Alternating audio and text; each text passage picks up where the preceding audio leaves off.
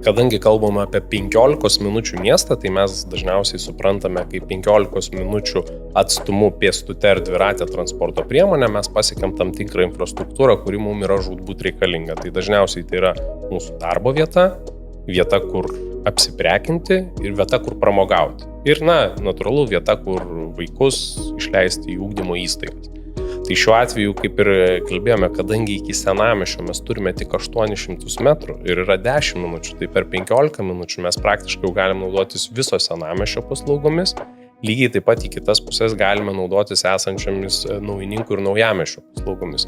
Todėl ta infrastruktūra judriam žmogui ir pasiruošusiam gyventi 15 minučių miesto režime šį dieną jau yra labai patraukli. Tai, turim suprasti kitą dalyką, kad šitoj vietoj dar yra taip pat patrauklios ir kainos. Kainų lygis, suprantama, kad tikrai nesiekia senamiesčio lygio ir tai yra labai puikus kompromisas jaunesniems žmonėms, kurie nori gyventi būtent tam centriniai miesto daly, 15 minučių mieste, bet dėl objektyvių priežasčių sunkiai gali įpirkti būstą prestižiniam segmente senamiestį.